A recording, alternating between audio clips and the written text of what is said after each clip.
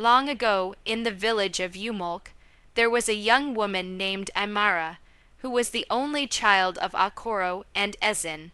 Her parents were prosperous farmers, and Amara was not just beautiful, but also well-mannered and virtuous.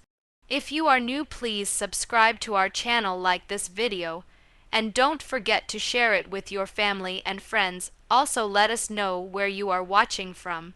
Something happy was going to occur in her household, for her childhood friend Chidi had requested her hand in marriage. Amara and Chidi had spent their childhood together, and their friendship had become profound love. They finally agreed to formalize the relationship. Okoro, Amara's father, was delighted with the news, happy that his daughter had made a good choice and not brought shame upon their family. He at once broke the good news to his two brothers. His older brother, Abina, was thrilled, while his younger brother, Desmond, was cold towards him. Rather than congratulate him, Desmond inquired, "Why are you in such a hurry to marry off your daughter? She is still too young, or is she pregnant?" Albina was angry at such heartless words. He cautioned Desmond never again to utter such insults, recalling that rather than bitterness, he should pray that his own 3 spinster daughters also would receive favor as Amara did. Wedding preparations started. Albina sent his son Kelechi on the day of the ceremony to purchase palm wine for the banquet. When the wine was delivered, they took it to Akoro's compound, which was in joy and bustle.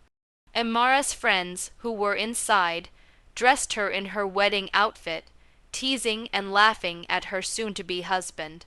Ezin and her friends prepared a pot of soup, pounded yam, and the rest of the feast in the compound at the back. All was in readiness for the celebration day. On arrival by Chidi and his people, celebrations were on. Desmond also came, but Akoro and Abina did not pay him any attention, focusing on greeting their in-laws.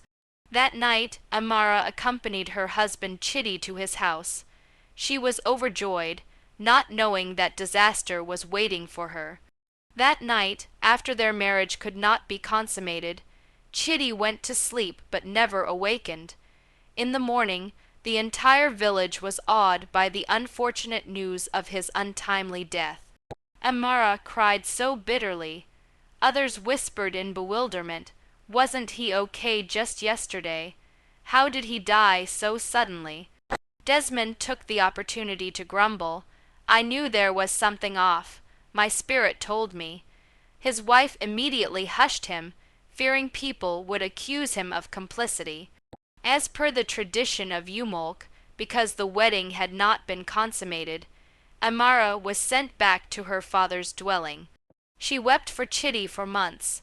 A year went by when a young man named Emeka appeared, drawn to Amara's beauty and virtues.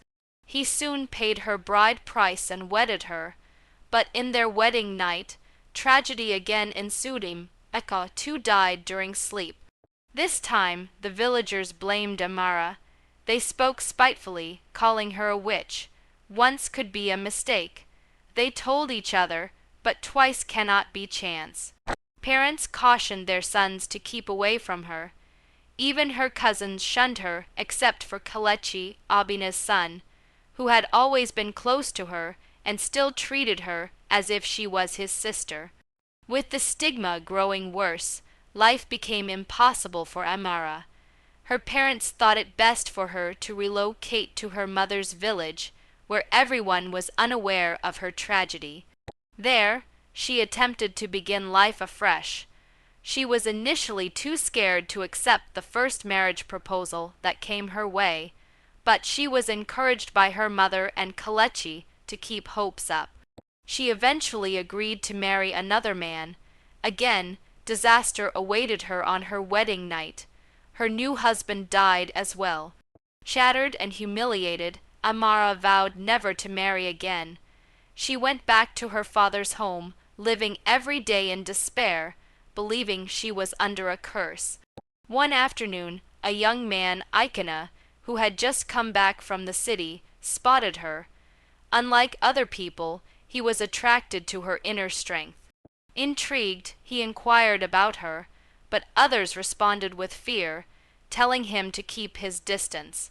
Even his mother fiercely instructed him not to mention her, describing Amara as worse than an outcast. But Ikena was not one to be deterred. He went up to Amara, although she fled initially. Afterwards, he simply informed her gently, "I don't know why they say you are cursed, but I'm not scared. I just want to be your friend." Amara, in disbelief that any man would come near her after 4 years of silence, told him to leave her alone for his own sake. But Ikena refused, saying to her, "I won't give up." Later, he learned the truth from a village drunkard, who disclosed that Amara's husbands all died strangely on their wedding nights. Far from being scared, Ikena informed Amara he would assist her in destroying the curse. Her mother, as skeptical as ever, suggested that she wait and observe what would transpire. Gradually, Amara started opening her heart once again. When Ikena's mother found out about their increasing intimacy, she was angry and accused Amara of putting a spell on her son. But Ikena would not back down. Behind the scenes, he had already confided in his pastor, who assured him that the evil plaguing Amara would be revealed. The pastor, together with prayer warriors, visited Amara's home. Intensifying prayers, the pastor proclaimed, "There is an enemy in this family, someone very close who has caused this suffering." Okoro invited his brothers and their households to come together. As prayers went on, Desmond suddenly collapsed in agony. Shouting, he confessed, "Forgive me. I was envious of my brothers for having daughters, yet I had none. I cursed Amara so that her husbands would die. I even cursed my own daughters so no man would want them. Kelechi was my eyes. I used him to keep tabs on Amara when she left the village. Please forgive me." Everyone was shocked. The pastor prayed, breaking curses and freeing the family. After all the begging, Desmond was forgiven. Shortly thereafter, his daughters started getting suitors, and within a year, all 3 of them were wedded. And then there was Amara. Ikena paid her bride price, and they got married happily. She woke up on the day after the wedding to discover that her husband was alive and smiling. She let out a deep sigh of relief at last having been rid of her nemesis. Ikena then went on to open a shop and brought Amara along to the city, where they lived contentedly together. Moral of the story: be cautious about whom you trust. At times your enemy is not the one you think looks hostile, but the one who smiles at you nearest. And always keep the information you give confidential, because those who want to do you harm tend to use your friends to get in.